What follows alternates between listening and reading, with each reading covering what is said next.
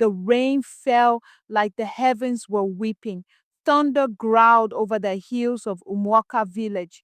In a small hut by the edge of the forest, a woman screamed through labor pains. Her name was Adamma, once the beauty of the village, now abandoned and forgotten. Her breath came in gasps. Her hands clutched the earth. No midwife, no husband, only the wind and rain witnessed her pain. She had once been loved, but tonight she was alone. She bore down with strength no one thought she had. And then a cry, a baby's cry, a boy, her son. She cradled him, tears mixing with rain. He was alive. She whispered, "Your name is Ikemba, strength of the people." Adama once loved a man named Obiajulu. He was charming, proud, and full of sweet promises. They would sit by the river, laughing like children, planning futures full of joy. But when she became pregnant, Obiajulu changed.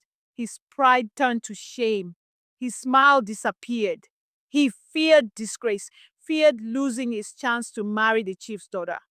So he left. No words, no goodbye, just silence. Adama waited under the Iroko tree for days, weeks, until the truth hit her like a blow. He was gone. The village turned their backs to. Foolish girl, they whispered. She let a man spoil her future. But Adama was stronger than they knew. That night, Adama held her newborn close. The fire in her eyes burned brighter than the lightning outside. "They cast us out," she whispered to Ikemba. "But you will return. One day, they will remember my name through you." Her voice was fierce, not broken. She vowed to raise him not with hate, but with wisdom and courage. She would teach him the ways of the land, the language of the rivers, the patience of the moon, the strength of the earth. She would raise a warrior, heart of a lion, soul of peace. That was the vow. That was the beginning. Ikemba grew not in the village, but deep in the forest, where the trees whispered secrets and the birds taught rhythm. Adama taught him everything: how to hunt, how to heal, how to listen when the forest speaks. He played with wild monkeys, raced antelopes, sat under stars, naming constellations only they knew. The spirits of the land grew fond of him. Even the old Babalawo in the hills once said, "That boy walks with ancient footsteps." Adama smiled. She knew. She saw the light in his eyes. But she never spoke of his father. Not yet. The time was not right. Sometimes they would go near Umuaka, just near enough to watch. Children played, men shouted in the market, women gossiped. But when Adama walked past, heads turned away. Whispers followed. She had become the ghost of their shame. Ikemba asked once, "Why do they look at you like that?"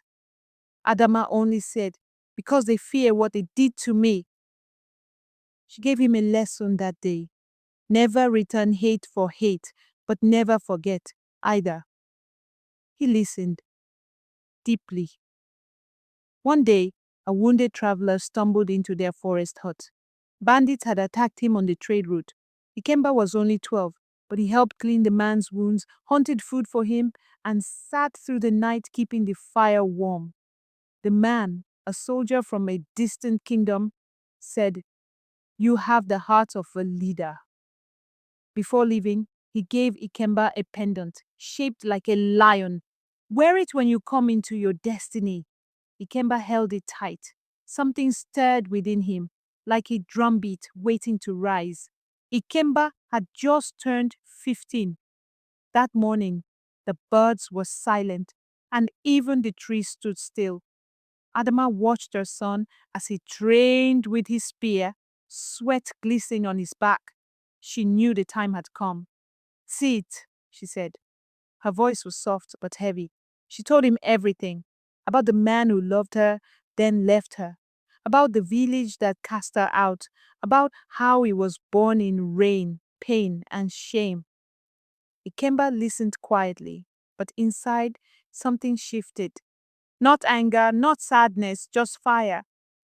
He looked at her and said, I was born in the storm, but I'll bring the thunder. Adamma's eyes welled with tears. Her son was becoming something more than even she imagined. After learning the truth, Ikemba sought out the old Babalawo in the hills, a man who had once been a mighty warrior before he chose the spirit path. The old man watched Ikemba and said, So you finally know who you are. He trained the boy in the art of war, not just with blades, but with mind and heart, how to fight with purpose, how to lead without pride. A true warrior doesn't raise his voice, he told Ikemba. His silence commands respect. By 17, Ikemba could bring down a charging boar with just one spear. But more than that, he had learned restraint. Power without control was destruction. He chose purpose. One night, a fire burned on the horizon. Bandits had attacked a nearby hamlet. Screams echoed through the hills. Ikemba ran toward the smoke, alone. When he arrived, the bandits laughed at him, just a boy. But they didn't laugh long. He moved like wind, struck like lightning. In minutes, the attackers were either fleeing or on the ground. The villagers stared, wide-eyed. Who are you? Someone asked. He didn't answer, just walked away. The story spread like wildfire. A silent warrior in the forest who fights like 10 men. Adamma heard it and smiled. The world was beginning to notice. Umwaka village began to hear the tales. They say a boy from the forest saved the whole town from raiders. They say he wears a lion around his neck. The elders dismissed it. Just stories. But Obiajulu, the man who abandoned Adamma, felt a chill in his bones. Deep down, he knew. A boy born in rain, a lion pendant. The past was knocking. His wife, the chief's daughter, noticed his restlessness. What troubles you, husband? He lied, but his eyes betrayed him. Fear had returned. Years passed. Ikemba was no longer a boy. At 20, he was tall, broad-shouldered, and moved with quiet command. His name had spread across villages. People called him the Storm Walker. One evening, a messenger came with a scroll from a far kingdom, an invitation to lead a legion. He left with a quiet goodbye to Adamma. She kissed his forehead. Go, let them see who you are.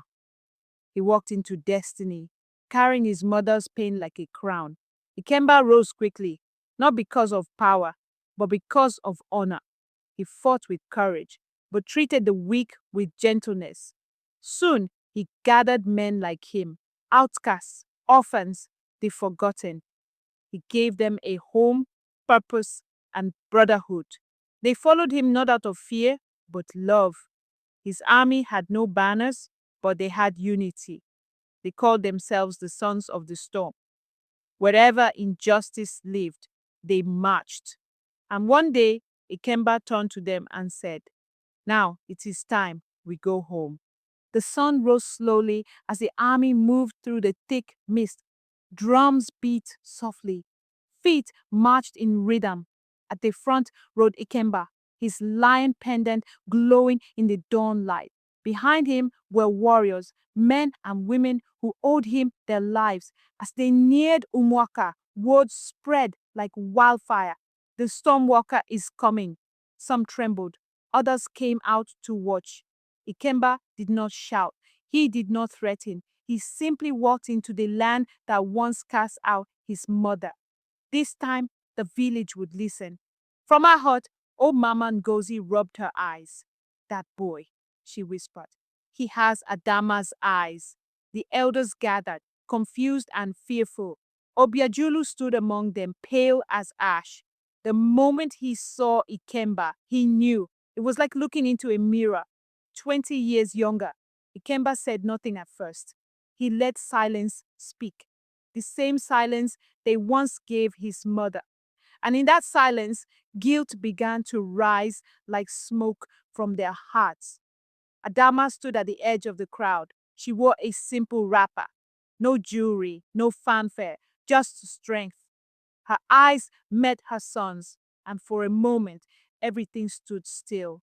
She had not seen him in years, but he had kept his vow. He had returned, not with vengeance, not with destruction, but with power, dignity, and truth. The people began to whisper her name. Adamma, she was right. For the first time in decades, she was not invisible. Ikemba stood before the village square, speaking not with fury, but with fire. You cast out a woman who did nothing wrong. You shamed her for what a man did. You let pride win over justice. His voice was calm, but it carried weight. I am not here to burn your homes. I am here to remind you your choices have consequences. I am her son, and yet I still bring you peace. Some villagers cried, others looked away. Truth had returned, and it was loud. Obiajulu fell to his knees, his pride, his name, his reputation. None could protect him now. I was young, he stammered. I was afraid, but Ikembe didn't let him finish. And because of your fear, a woman suffered. My mother raised me alone. She taught me strength, honor, something you never had. Obiajulu bowed his head.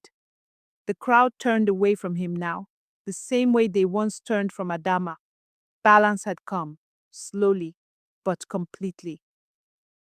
One by one, the villagers stepped forward. They offered gifts, apologies, songs. Some wept openly, not for Ikemba, but for Adamma. Children who once whispered behind her back now knelt before her. The chief himself removed his coral beads and placed them at her feet. We were wrong, he said. She nodded, not with pride, but with grace. Let this be a lesson passed down forever, she said. Never silence the woman. She carries the future. In the days that followed, Umwaka changed. The outcasts were welcomed. Women were given voices in the council. The weak were defended. And at the heart of the new village stood a statue, not of a chief, not of a warrior, but of a mother holding her child in the rain. People came from distant lands to hear the tale of the woman who gave birth alone, and the son who returned not to destroy, but to rebuild. Ikemba placed the lion pendant in Adamma's hands. You gave me life, he said. Now I give you my name. She smiled, the years of pain finally softening into peace. You were always more than I ever dreamed. They sat beneath the Iroko tree, the same one where she once waited for Obiajulu. This time, she didn't wait in pain, but in pride. The circle was now complete. The sons of the storm left Umwaka, spreading peace in other villages. Ikemba walked with them, but he always returned home. Home to the mother who raised the king with bare hands and broken dreams. Her name became legend, and every time the rain fell, people would say it was on a night like this that a boy was born. A boy who returned with an army and left behind a legacy. Years later, a young girl sat beside the fire in Umwaka, listening to the story. Her eyes were wide, her heart full. Mama, she asked, did it really happen? The elder beside her smiled. Yes, child, it all happened. And never forget it. The rain does not mean sorrow. It means something new is being born. The girl looked out the window. It had started to rain again. Adamma lived to see her son grow into a legend. When she passed, they buried her beside the Iroko tree, beneath the same skies where she once cried. And Ikemba, he grew old too. When he died, they buried him next to her, their graves facing the horizon. The wind sang through the trees. Some say it was a voice, humming the lullaby she once sang alone in the storm. And so this story became part of the land, told in songs, carved into walls, echoed in every village where women had been silenced and children born into shadows. A tale to remind us strength is not always in battle, but in the love that survives the hardest nights. So next time it rains, remember Adamma, remember Ikemba, and remember that from storms, kings are born.